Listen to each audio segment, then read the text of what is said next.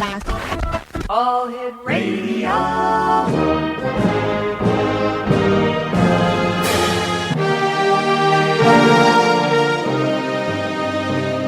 Welcome to the X Zone, a place where fact is fiction and fiction is reality. Now, here's your host, Rob McConnell.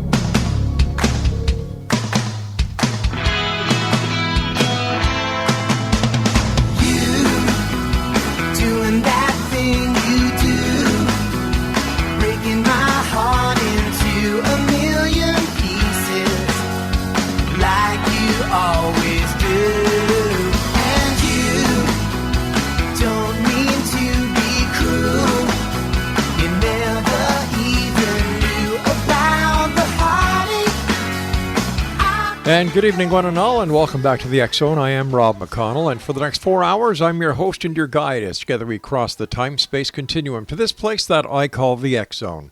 It's a place where people dare to believe and dare to be heard. It's a place where fact is fiction and fiction is reality.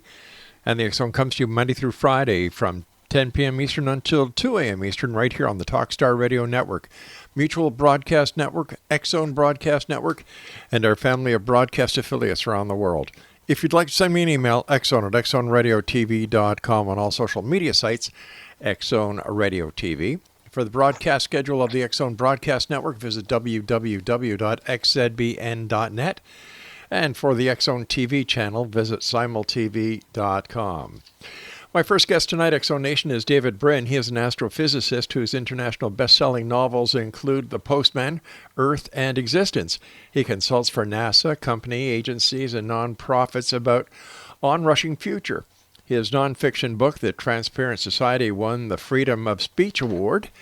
And, we're so happy that David is here with us tonight. And David, welcome back to the X Zone. And before we went on here, you were telling me you were working on 12 books at the same time. Holy cow, how do you do it?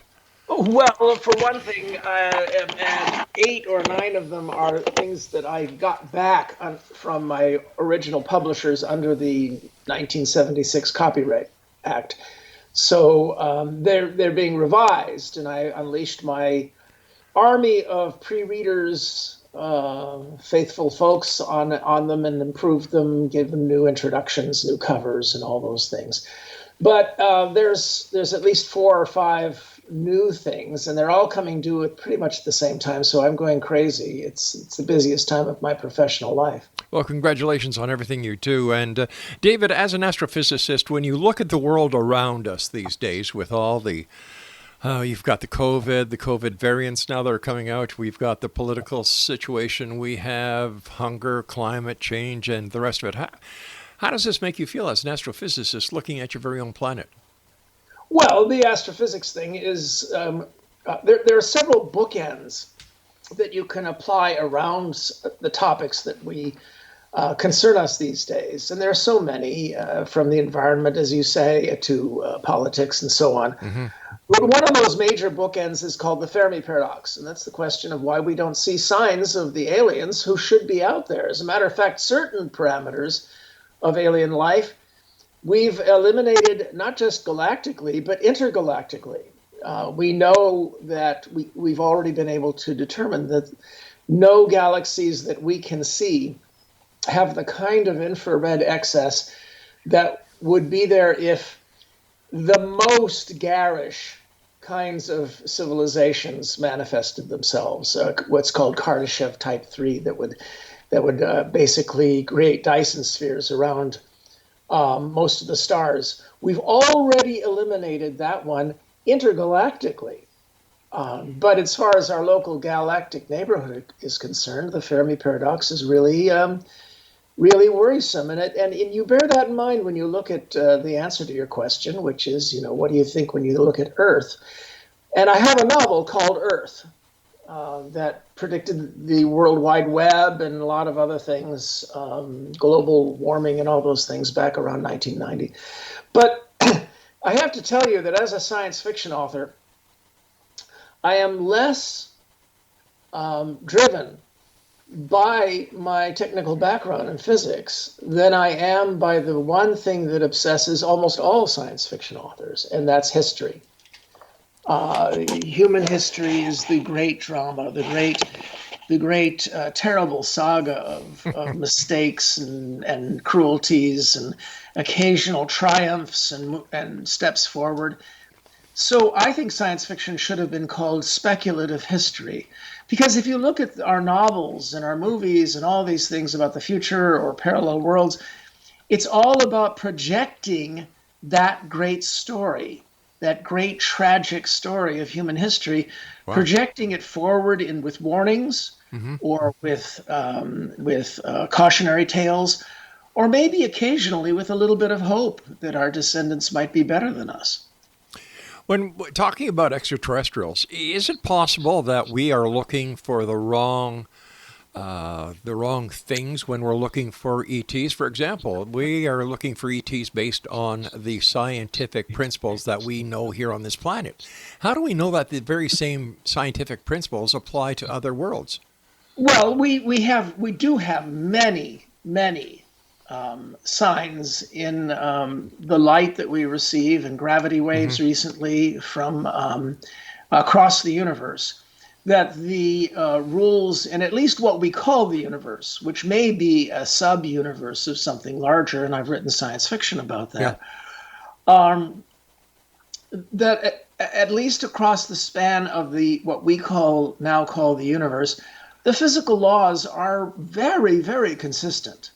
Now, might aliens sociologically have different interests? Maybe they don't want to travel between the stars. Maybe they don't want to make grand, visible objects, huge habitats, the way we think that possibly our descendants might do here in our solar system.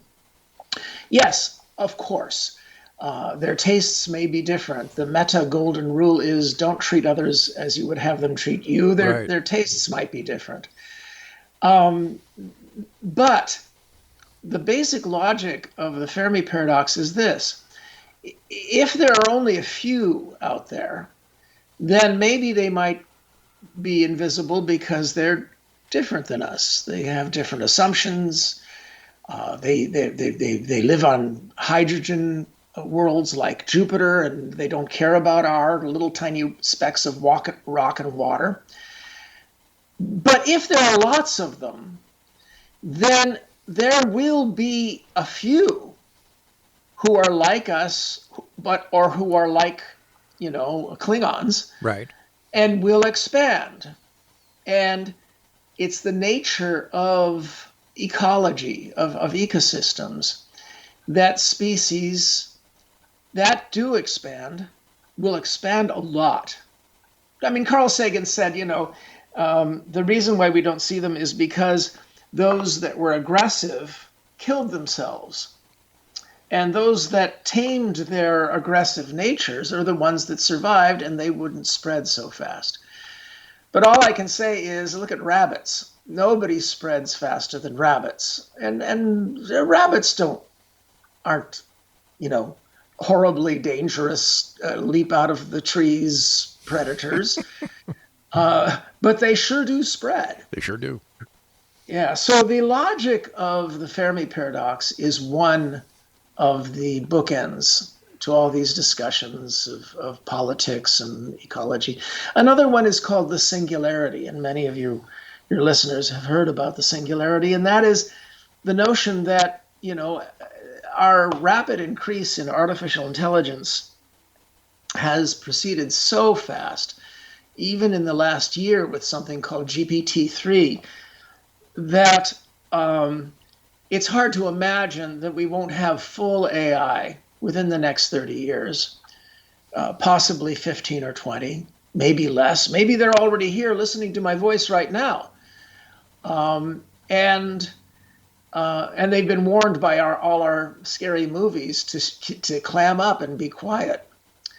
But in any event, if you do get human-level artificial intelligence, then within a year after that, they will invent higher than human-level intelligence.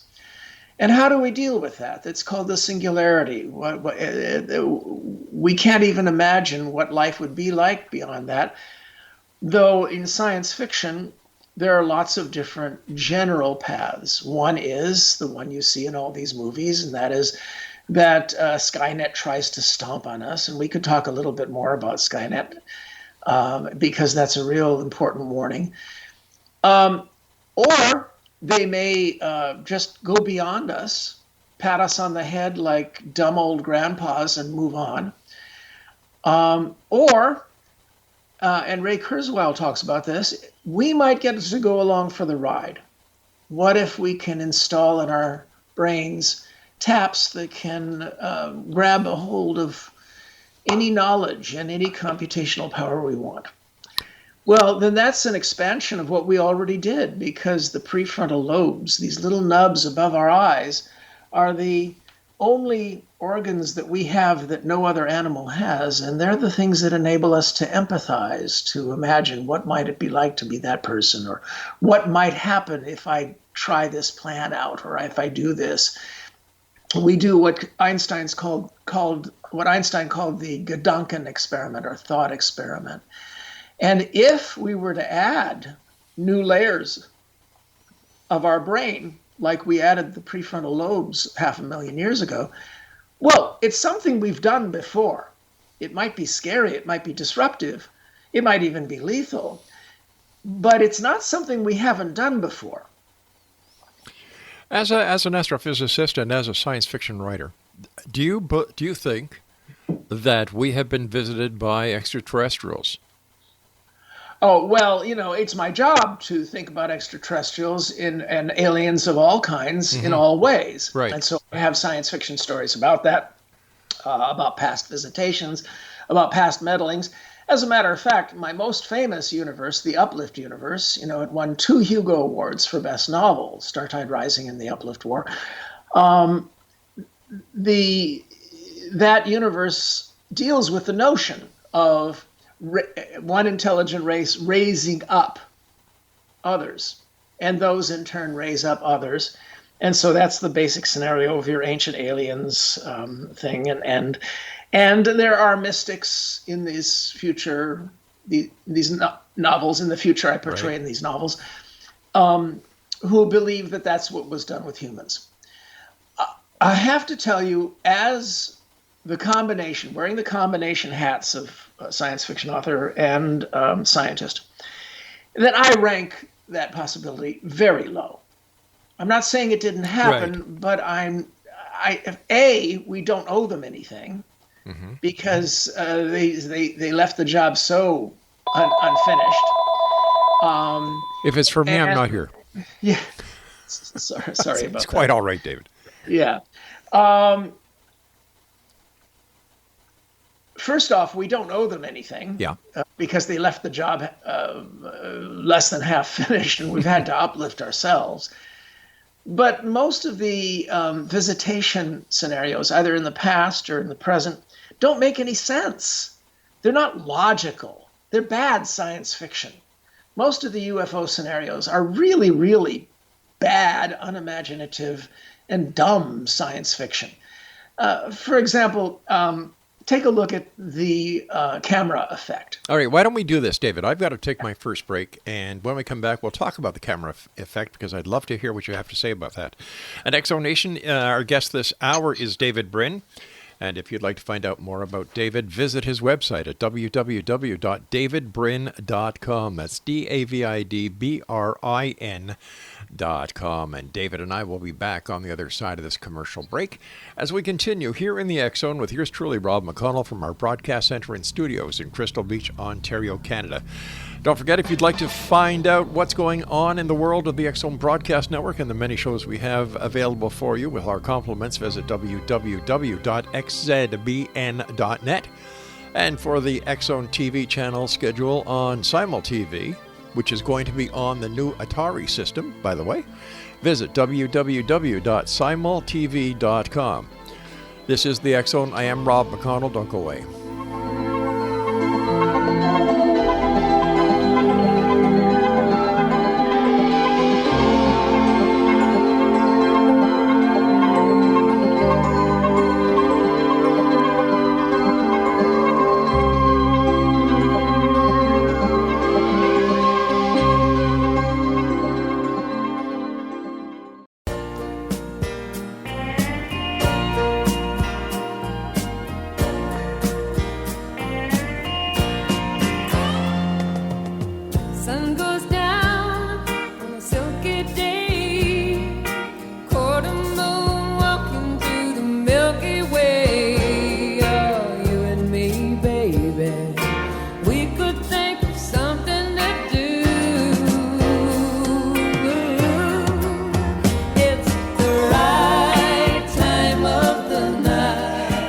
Any time is a good time of night to listen to the X Zone Radio Show. My name's Rob McConnell. You can find out more about the X Zone Radio TV show at www.xzbn.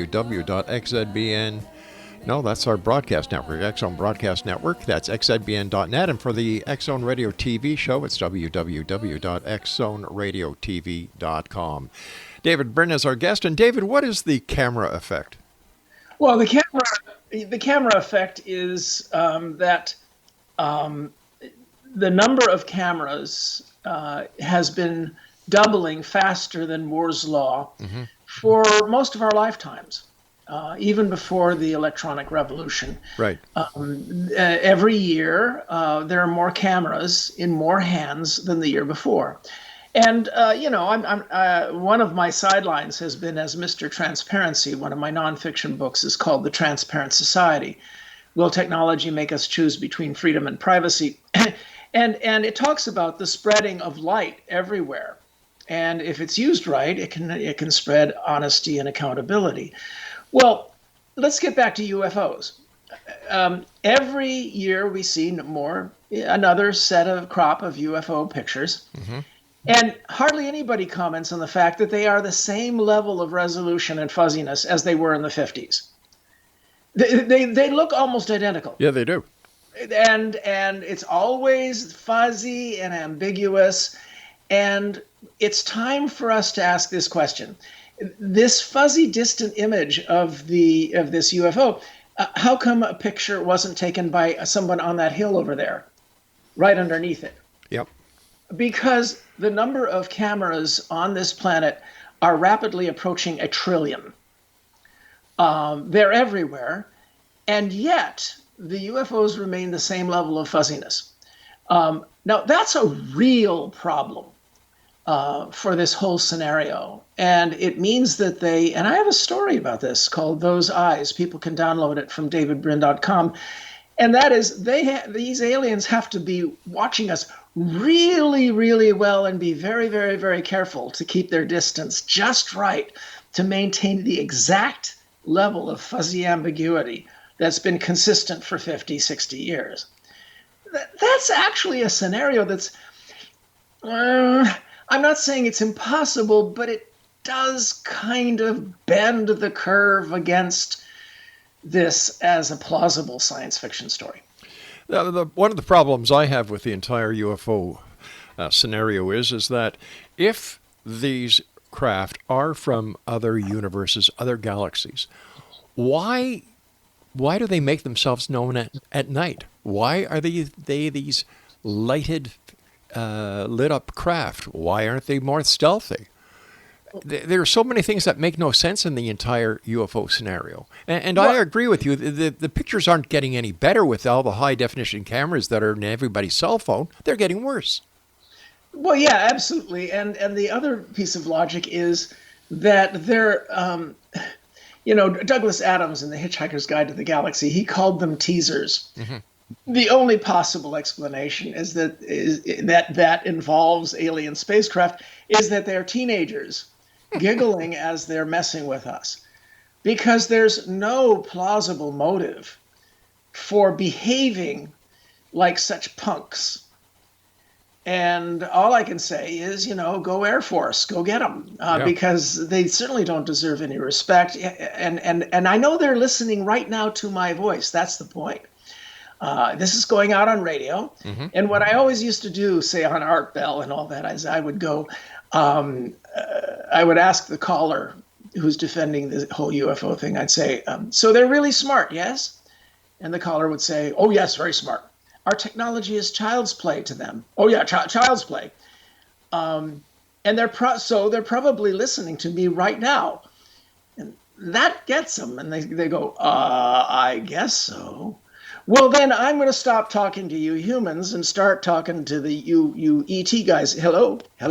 I tapped the microphone a few times.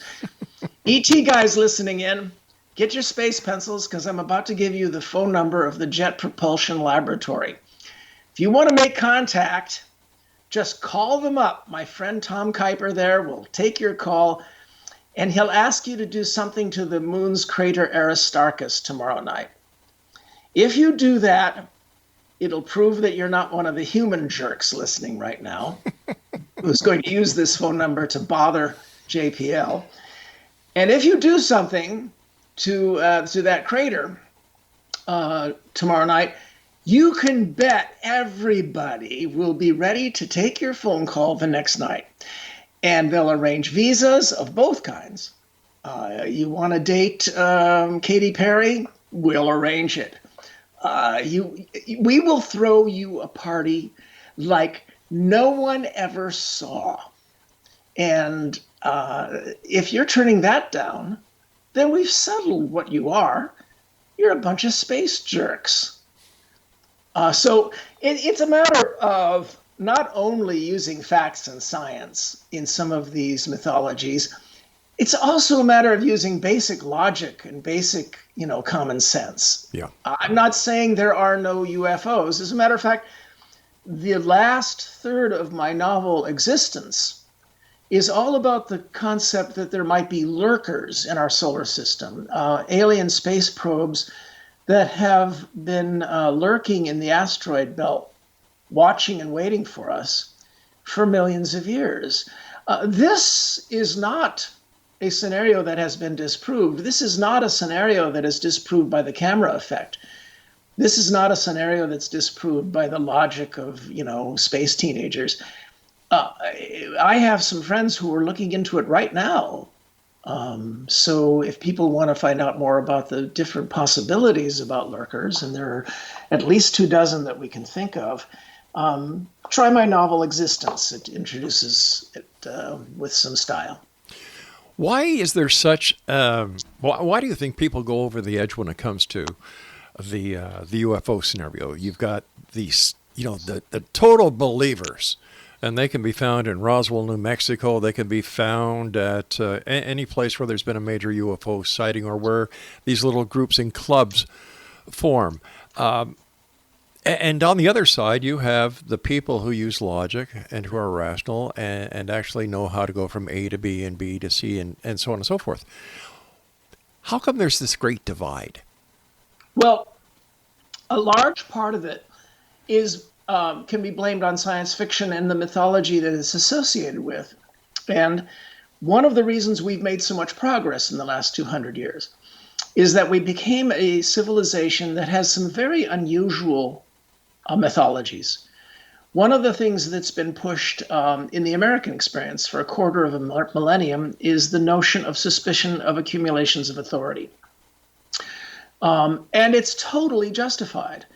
For 6,000 years, almost every human society was ruled by oligarchs who used swords to enforce inherited wealth. Mm-hmm. So their sons would own other people's sons and daughters, and you had a rigid hierarchy. And the result wasn't just cruelty and unfairness. It was also really stupid leadership, because if you have a society in which the kings and the lords can kill their critics, then you don't get the criticism that helps a society to avoid terrible errors. So the aphorism that I coined for this is cito Kate. Criticism is the only known antidote to error. Now, this is I'm jabbering on, but there's a point to it. And that is that one of the reasons we've had so much success the last 250 years, and especially the last 60 or 80 years, has been because we institutionalized criticism. We got everybody pointing at everybody else and saying, are you making a mistake? And Hollywood is filled with these stories about suspicion of authority, tolerance, diversity, individualism. And this was all very, very good, because all of these memes help to make us better people, especially the tolerance and diversity and individualism thing. And these are very threatening to the world's remaining tyrants. All over the world, tyrants know that if their young people are imbued with these values, the clock is ticking for their fall. But here's a problem. It's real easy to go from individualism and my opinion matters to my tribe of opinion is more important than everybody else's, And all the experts must be part of some cabal of unimaginative, dullard, conspiring conformists. And this is the war on fact that we've been experiencing, the war on all expert classes. And so when you are a UFO, really fanatical believer, disproof has no meaning. It's just part of the plot. I see. And in general, we see this in our politics. It wouldn't surprise me if we later find out that our enemies warped our good habits of suspicion of authority and individualism and turned them cancerous against us, because we're really tearing ourselves to shreds because nobody can say what's true or not anymore. The very word true and fact are in disrepute now. And when it comes to the fake news, so to speak, and what we're witnessing today in Washington, and you've got the right, you've got the Democrats and the Republicans both presenting different sides of the same story. How much, in your opinion, does the internet and the amount of information that is available to people play in this? Oh, well, it plays a huge role. Look, every generation we have had revolutions in technology that have changed what humans are capable of knowing, seeing, and perceiving. Right. Back in the 15th century, we got printing presses and glass lenses. And these vastly expanded what people could see and what they could know, because average people could own knowledge outside their heads in the form of books. And every time this happened, and it's happened again and again and again since the 1500s, optimists said this is going to make people smarter, better, and wiser, and more tolerant. And they're going to be able to conceive of the people on the other side of the valley, on the other side of the mountain range, as being human. And every time pessimists said human beings can't deal with this new fire hose of information, it's going to have terrible effects. Every single time, the pessimists were right first.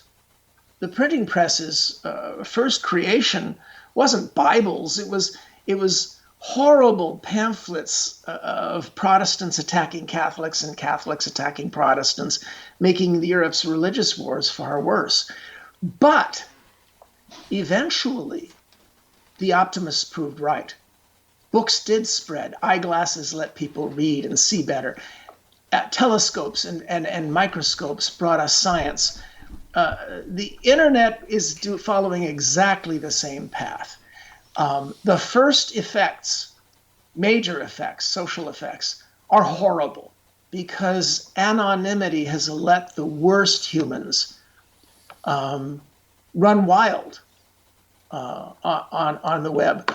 But there's every reason to believe that the optimists will prove right over the long run. All right, David, stand by. We've got to take our news break at the bottom of the hour. Great conversation with a great guest this hour. X Zone Nation, David BRIN is our guest, and his website is www.davidbrin.com. And we'll both be back on the other side of this break as we continue here in the X Zone from our broadcast center and studios in Crystal Beach, Ontario, Canada. Don't go away.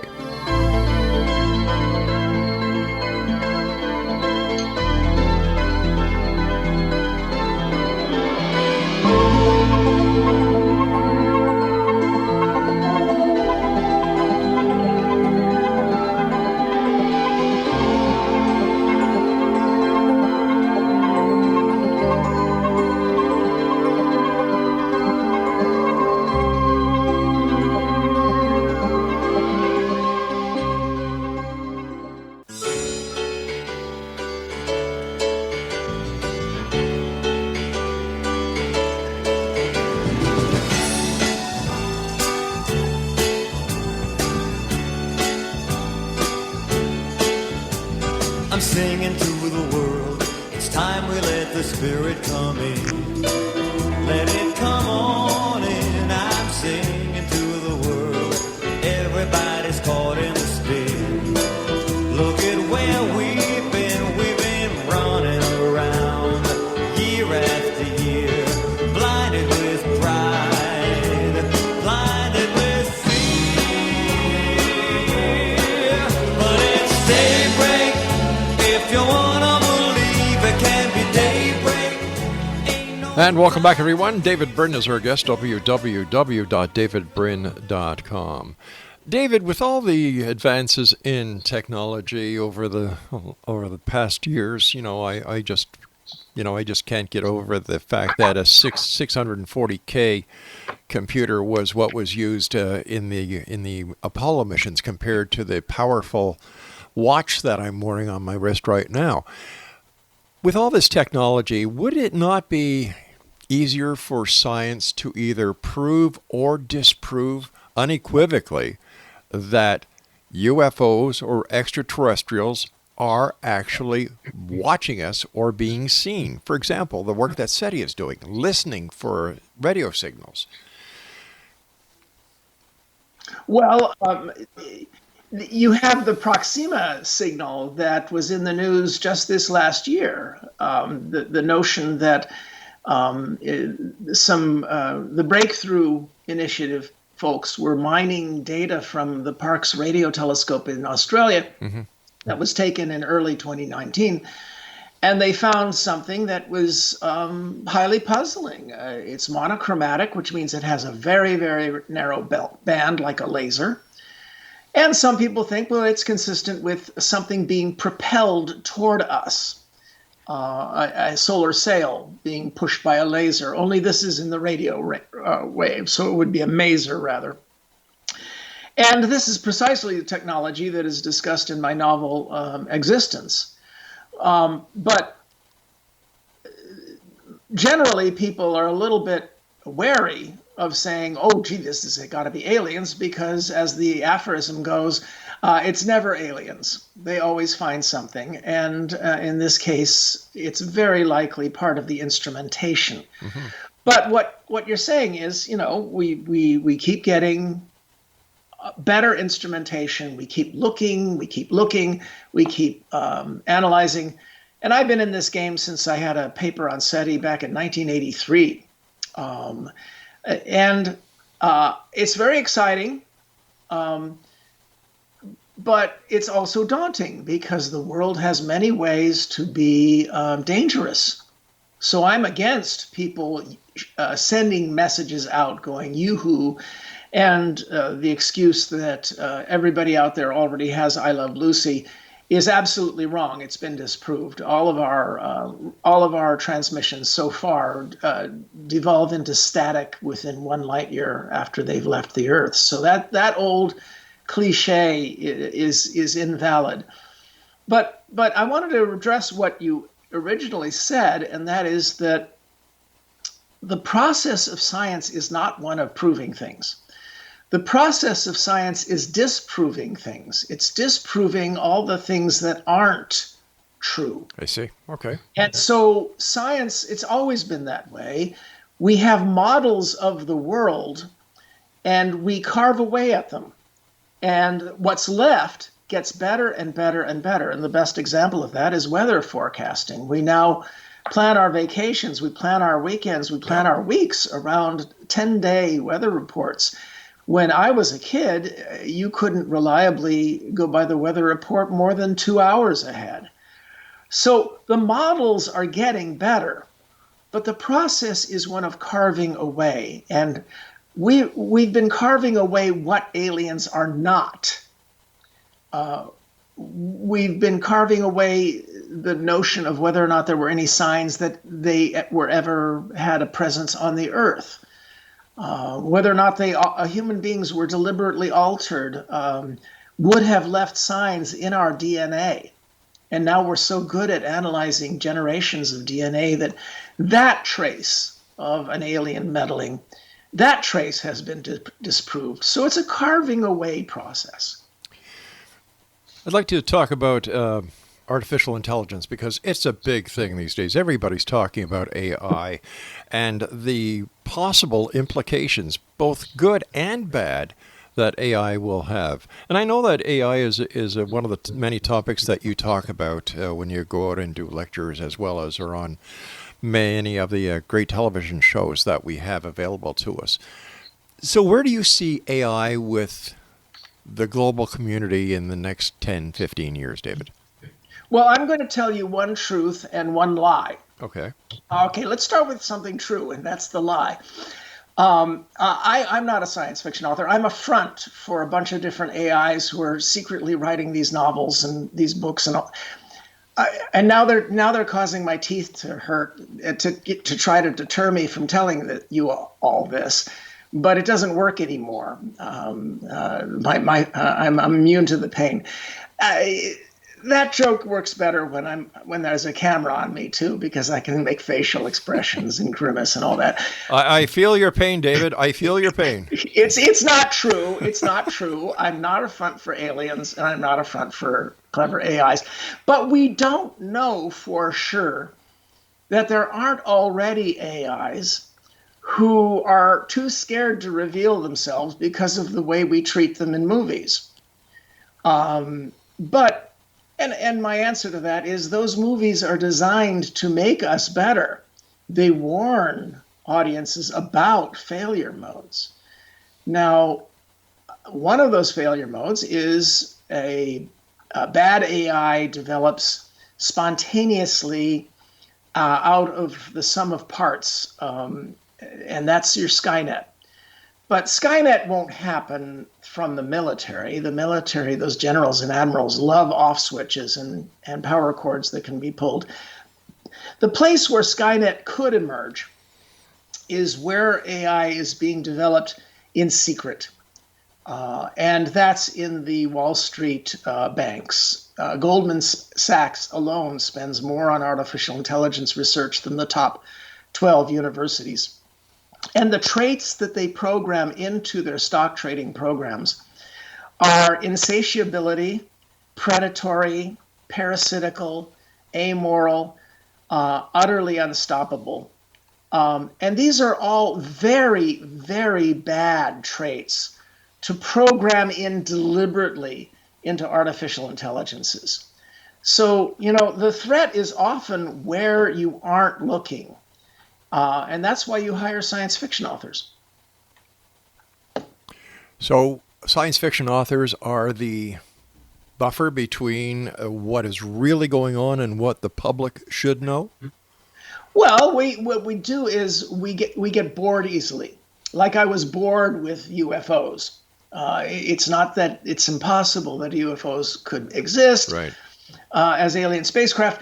I'm just bored with the story. It's a dumb story. And so when I see people worried about this, worried about that, as a science fiction author, it's my job to say, what if something different than this cliche were to be going on? And in my new book, Vivid Tomorrows, it's coming out next month, another nonfiction book. It's Vivid Tomorrows, Science Fiction in Hollywood. I talk about those movies and stories and TV shows that have dared to try to break the cliche, and those that dive into the same cliches over and over and over and over again. I know those cliches only too well. I've been doing this show now for 32 years. Yes, well, we to some extent the cliches are comfort food, and I don't begrudge that. Not everything has to be original, but it helps if you're at least aware that you didn't invent it. And one of the things that's ripping us apart is the notion that unscrupulous people are propagandizing lots of our neighbors to think they invented suspicion of authority, when it fills almost all of our movies and the mythologies that we absorbed. You go write a list of your dozen favorite films, the 50 films you enjoyed across the last couple decades. I'll bet you find that there's not one of them that doesn't have an authority figure for the protagonist to oppose. And this is not a mythology that was pushed in past cultures or in despotic cultures. It's one of the things that makes us different, but unfortunately it's being used against us now to the degree that people on the left seem to think that only people on the right could be despotic authority figures, and vice versa, people on the right. And this is ripping us apart. So we need to look at our cliches. And I think the cliches that are in Hollywood, that's what I try to say in my book.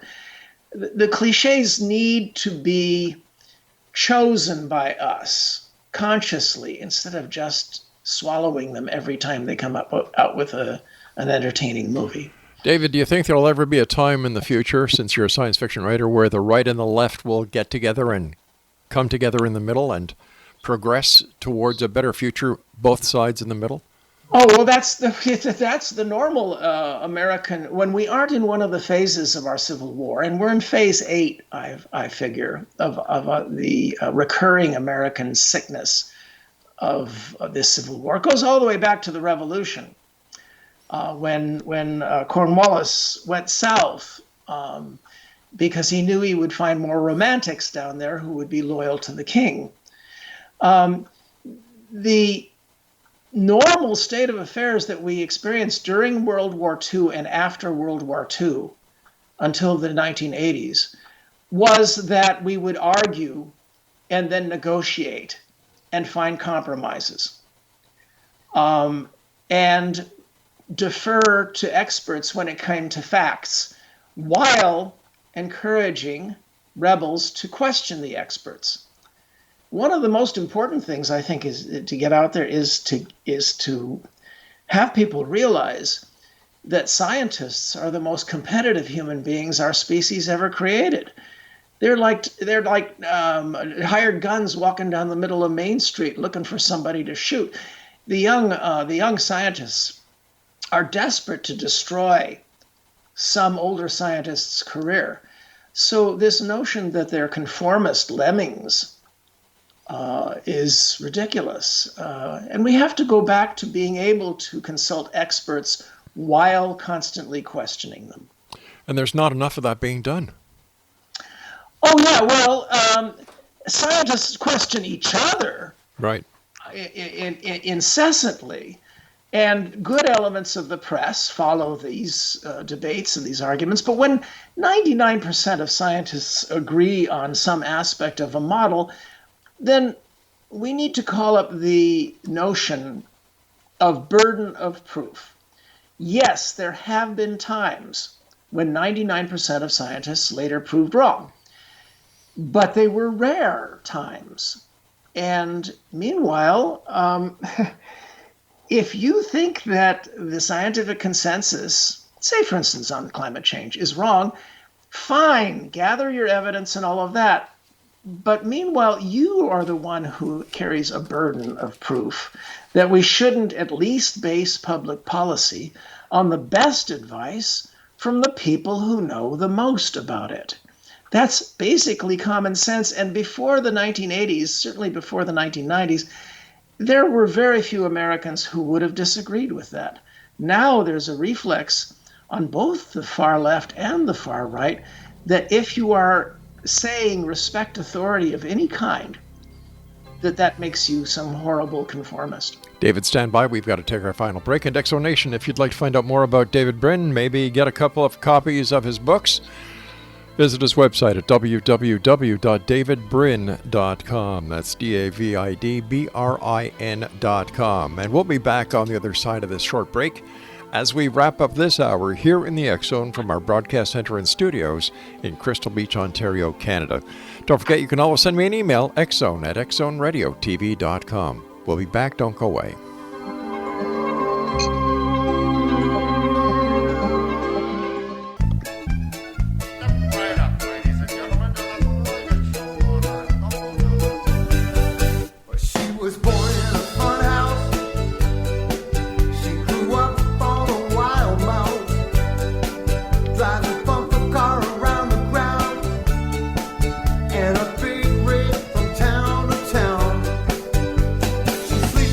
Roll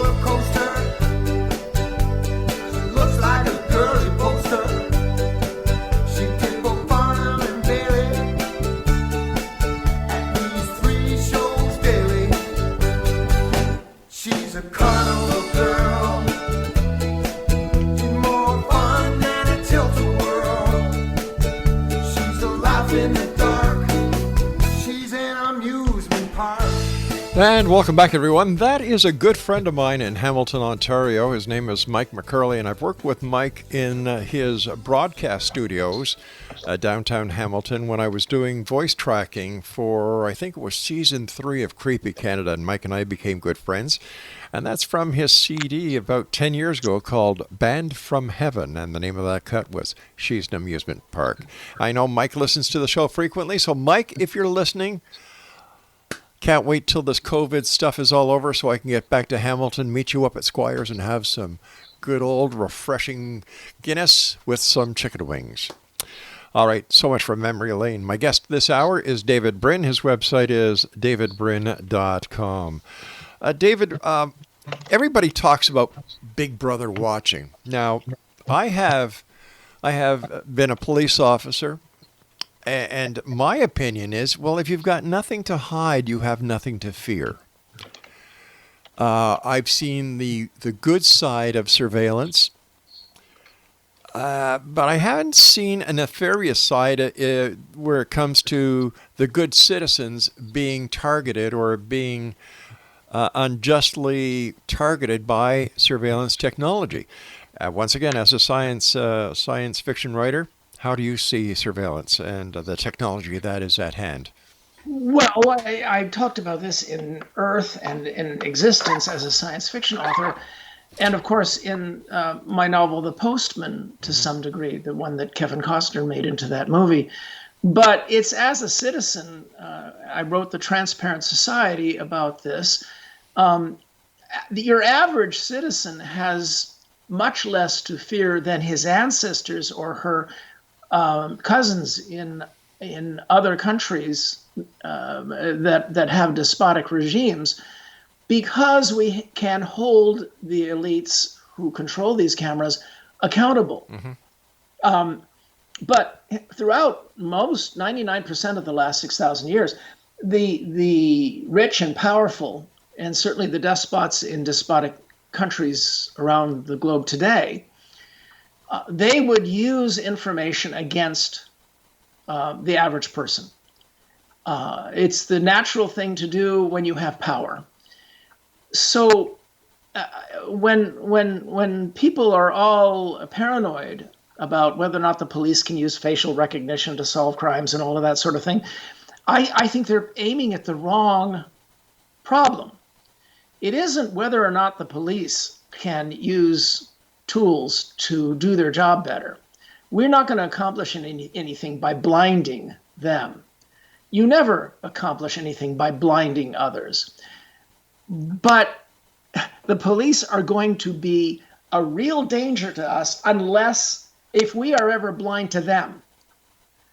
And in my novel Earth and in The Transparent Society, I predicted that police misbehavior would become a major thing because it was taken for granted before, but we'll all have cameras. Now, you remember we talked about cameras and UFOs. Yes. The same thing is happening now regarding the police. And they're going to have to get used to the notion that they're going to be watched and they're going to be held to higher standards.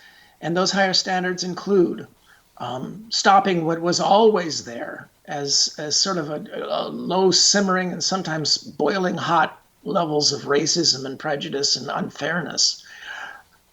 These are going to have to go away because we're looking back. The French term that answers surveillance, which is looking down from above, is sousveillance, S-O-U-S, valence. And the whole point that I make in The Transparent Society is we will have very little to worry about these technologies if we have reciprocal accountability, if all of us can hold accountable those who might harm us. But that's hard to do.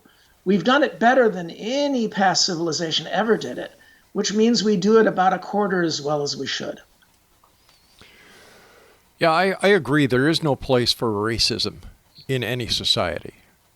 And when it comes to the use of surveillance by law enforcement, by the intelligence agencies, by the military, you know what?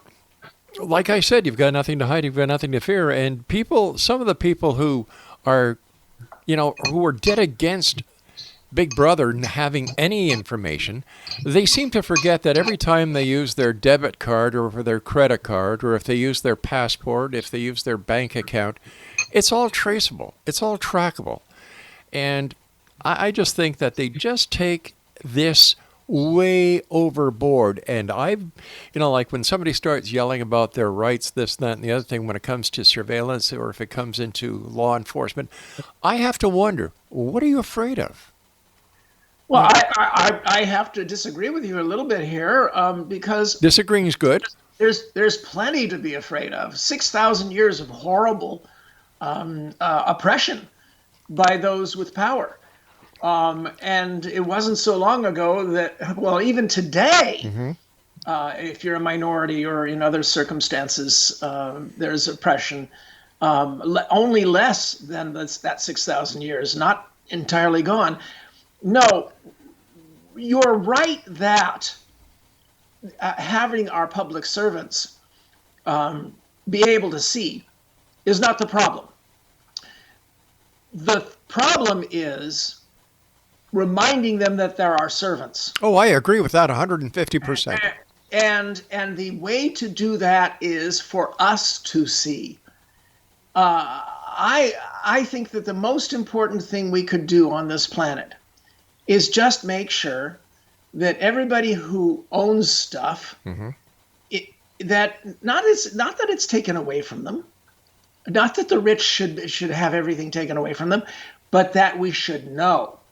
Everyone should know who has power. Total transparency. Who's using power, and who owns what. Total transparency. Well, I do believe in some degree of privacy.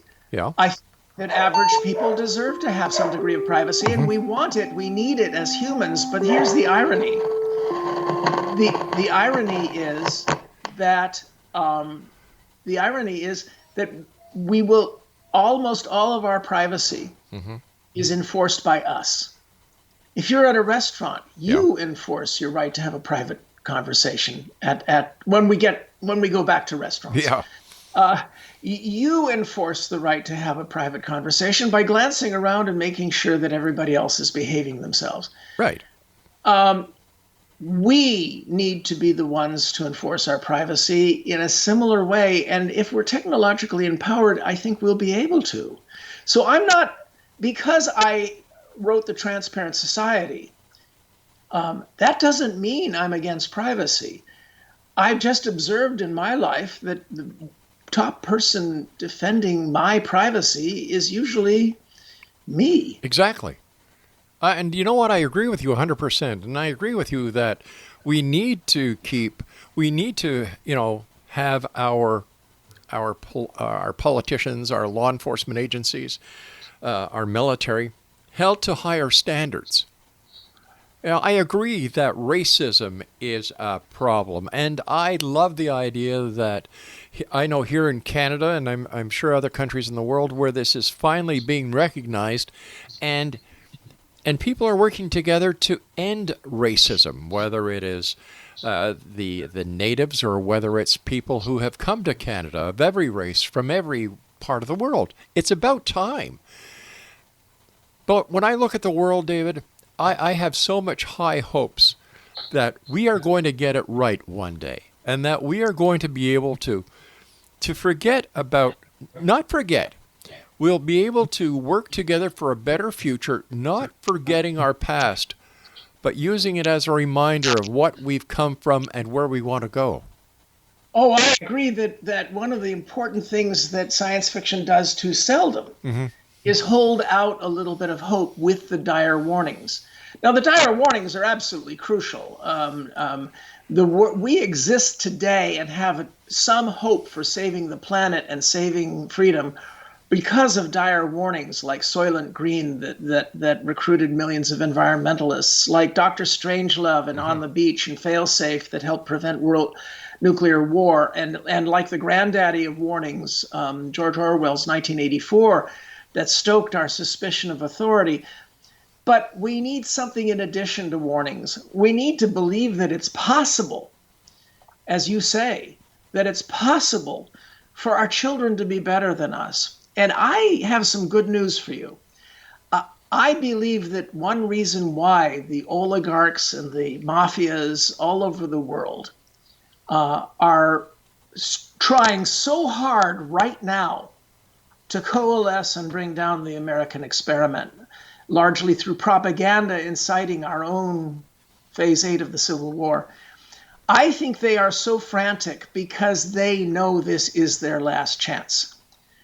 If another generation comes that has been influenced by Hollywood and other meme systems to believe in individualism and rights and dignity, equality, diversity, responsibility, just as I think that the young people today are so much better than my boomer generation. Oh, big time. So much nicer. Yep. Almost as much nicer as Canadians are better than Americans, as BRIN sucks up to the host. The point is that I believe that this attempted international push to bring down North American civilization and the West, I think it's frantic. I think they're desperate. I think they know that this is their last chance, and we're on our way towards Star Trek. David, this has been a great hour. Once again, I know how busy you are. Congratulations on getting these 12 books out of the way. I'm sure you're going to have another 30 or 40 soon after that.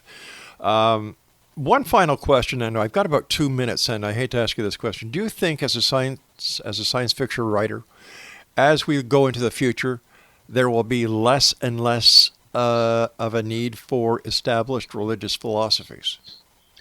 Well, I think so, simply because the major meme that I was talking about was, as long as you aren't hurting other people or limiting our future, you should have a right to navigate your own path in this world. I agree. And the Protestant Reformation was a large part of that when it said, teach everyone to read the gospel and then argue about it.